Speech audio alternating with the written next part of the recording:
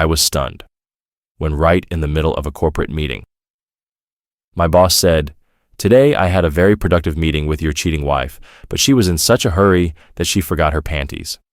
He threw them at me, and everyone burst out laughing. I couldn't tolerate such humiliation and unleashed hell upon them. The boardroom was dead silent, not because of some brilliant business strategy or an important announcement, but because my boss, Richard Carter, had just shattered my world in front of everyone, and he was enjoying it. I had worked at this company for 10 years, climbed the corporate ladder through hard work, earned the respect of my colleagues, built a stable life with my wife Melanie, or at least I thought I had. That Monday morning, I walked into the weekly corporate meeting as I always did, confident, focused, ready to discuss profit margins and quarterly goals. I took my seat near the front, listening to Richard Carter, the CEO, my boss, a powerful, arrogant man. He was ruthless in business. He loved control. He enjoyed humiliating people when they least expected it. I never thought I'd be his next target, until I was. Richard was halfway through his speech about company performance when he suddenly paused. Then he looked directly at me and smiled, a slow, smug grin that made my stomach turn. "Oh, and before we move on," he said, his voice dripping with mockery, "I had a very productive meeting with your wife this morning." The room fell silent. A few people shifted uncomfortably in their chairs. I frowned, forcing a calm expression. "Excuse me?" I asked. Richard chuckled, and then he pulled something from his pocket, a black lace thong. He dangled it between his fingers like a trophy. My breath caught in my throat. My ears rang. "But she was in such a hurry that she forgot her panties," he said, tossing them onto the table in front of me. Then the room exploded with laughter. Someone muttered, "Damn, that's brutal." Another voice, "Man, that's cold." The sounds blurred together as I stared at the pathetic scrap of fabric in front of me, the symbol of my wife's betrayal. And Richard? He just stood there, arms crossed, smug expression waiting for me to break. He expected me to snap, to yell, to throw a punch, to storm out like a broken man. But I didn't. I just sat there, silent, expressionless, thinking, because I wasn't just processing the humiliation, I was planning my revenge. Richard thought he was untouchable. He thought he could sleep with my wife, humiliate me in front of my colleagues, and walk away laughing. But what he didn't know was that he had just signed his own downfall. And when I was done, Richard Carter wouldn't just regret this moment. He'd regret ever meeting me. Humiliation is a powerful thing. It can break a man, reduce him to nothing in an instant. Richard Carter thought that's what he had done to me, slept with my wife, exposed it in front of my colleagues, made me the punchline of his sick joke. And yet, as I sat there staring at the lace thong on the table, I didn't break. I didn't react. I just smiled, because I knew something Richard didn't. This wasn't the end of my story. This was the beginning of his downfall. The laughter eventually died down, replaced with uneasy silence. My colleagues, who had just been mocking me, now watched in confusion. I wasn't angry. I wasn't throwing a fit. I was calm. Too calm. Richard frowned, shifting slightly. He had expected me to explode. I didn't. Instead, I leaned forward, picked up the black thong, and twirled it between my fingers. "Huh," I murmured, studying it like it was a strange object. Then I looked up at Richard. "Did she scream your name?" I asked, voice completely flat. The room went dead silent. Richard hesitated. For the first time, he looked unsure. "Or did she just fake it like she always does?" I added, smiling slightly. A few chuckles rippled across the room. The power shift had begun, but I wasn't done, not even close. I set the thong down gently, stood up, buttoned my suit jacket, and straightened my tie. "Thank you, Richard," I said, looking him dead in the eyes, "for finally showing me exactly who you are." Then I walked out, and that's when my real plan began. I didn't go home, not yet. I needed proof, not just of the affair, but of who Richard Carter really was.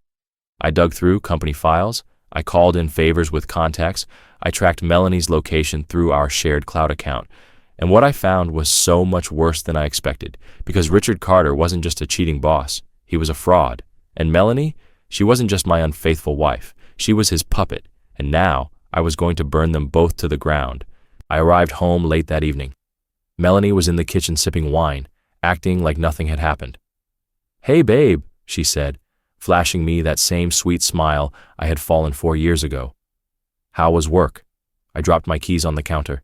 She didn't know that I already knew everything. She didn't know that Richard had just humiliated me in front of everyone, and she definitely didn't know that I had already set my trap. I walked over to her, took the wine glass from her hand, and set it down. Then I leaned in close. "You forgot something at Richard's office today." Her smile froze. I pulled the black lace thong from my pocket and dangled it between us. Melanie's face drained of color. She didn't even try to lie, because what excuse could she possibly have? Instead, she gasped for air, her lips trembling. "Jerry, I can explain." I tilted my head, mocking her. "Oh, please, I'd love to hear it." She opened her mouth, then closed it again, because she knew she was caught, and what I said next would ruin her. "Here's the fun part, Melanie," I whispered, my voice like ice. "Richard didn't just sleep with you." She blinked, confused. "What?" "He used you." I stepped back, watching the panic grow in her eyes. "You weren't special. You weren't some irresistible temptation. You were just another one of his office toys." She shook her head violently. No, Jerry. He loves me. He told me." I laughed, cold, sharp. "You really think he cares about you?" I stepped closer again, my face inches from hers.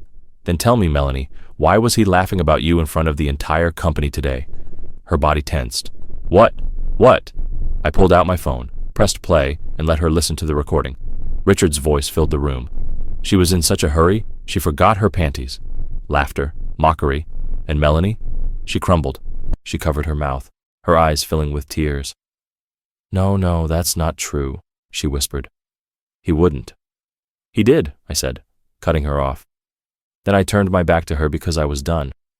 Melanie thought she could betray me and walk away untouched, but now she was just another discarded woman, left with nothing. And I hadn't even started on Richard yet. Betrayal is like a cancer. It spreads slowly, silently, eating away at everything you thought was real. Richard Carter thought he had humiliated me. Melanie thought she had traded up, but neither of them realized that, while they were laughing at my pain, I was plotting their destruction, and by the time they saw it coming, it would already be too late. Melanie sat on the couch, still in shock. Tears stained her face.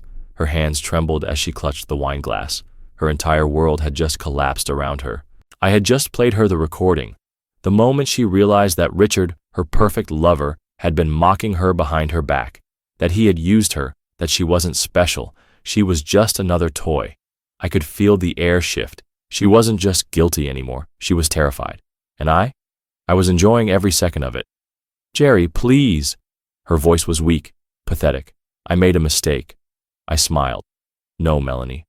I leaned down, looking into her tear-filled eyes. "You made a choice." Then I walked to the front door, opened it, and gestured for her to leave. She hesitated. "What?" "Where am I supposed to go?" she whispered. "Not my problem." And then I slammed the door behind her, because I wasn't wasting another second on a woman who never deserved me. With Melanie gone, it was time to handle Richard. He thought he could publicly humiliate me. He thought he was above consequences. He thought he was invincible. I was about to prove him wrong. The thing about powerful men? They always have secrets, and I was about to drag his into the light. I spent the next 2 days digging, hacked into company emails, pulled deleted messages and private files, tracked financial records that didn't add up, and what I found was golden. Richard wasn't just a cheating scumbag. He was embezzling money from the company, secret accounts, misreported expenses, illegal transactions buried under consulting fees. He had been stealing from the company for years, and now I had the proof. The following Monday, I walked into work with one goal: to make sure Richard Carter never worked another day in his life. I sent the financial evidence to the company's board of directors. I leaked his affair with Melanie to his wife. I scheduled a meeting with HR to drop the final bomb. By noon, the company was in chaos. Phones were ringing, emails were blowing up, Richard's name was being whispered in every office. And the best part? He had no idea what was coming. Until he did. At 2 p.m., an emergency meeting was called. Every top executive was there. Richard walked in, clueless and confident, until the head of HR stood up. "Mr. Carter, do you want to explain why company funds have been mysteriously disappearing into offshore accounts?" The room went silent. Richard froze. "What?" he stammered. I leaned back in my chair, watching him unravel. "And while you're at it," another board member added, "maybe you can explain why we have a dozen complaints of inappropriate behavior against you." Richard's face turned white. He turned to me, and that's when he knew. I smiled. Looks like you forgot something this time, Richard. Your power. The meeting ended with security escorting him out of the building. By the next morning, he was fired. His assets were frozen. His wife had filed for divorce. Richard Carter was officially ruined. And me? I walked away without a scratch. Richard Carter was finished. Fired, financial accounts frozen. His wife left him taking everything she could, his reputation shredded beyond repair. But I wasn't done yet, because men like Richard, they always think they can crawl their way back. They believe their connections, their arrogance, their ego will save them. I was about to make sure that never happened.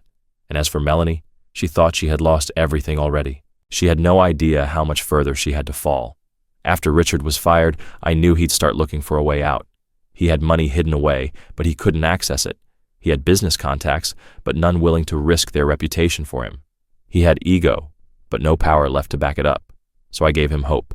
I created a fake opportunity, set up a false job listing under a fake CEO's name, designed a prestigious-looking company website, reached out to him through a headhunting agency. It worked flawlessly.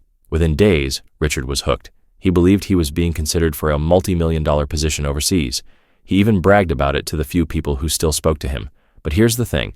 The moment he boarded the plane to Dubai for his final interview, his return ticket was canceled, his hotel reservation gone, his bank cards blocked, and Richard Carter was stranded in a foreign country with no money, no job, and no way back. He had lost everything.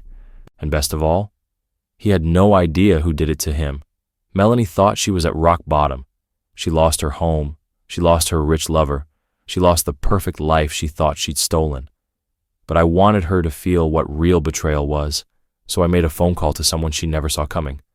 Melanie had one last hope left, her best friend Lisa, the one person who had been supporting her through everything. The same friend she had vented to about her affair, the same friend who had listened to her talk about Richard for months, the same friend who had trusted her completely, and the same friend who had no idea that Melanie had also been sleeping with her fiancé.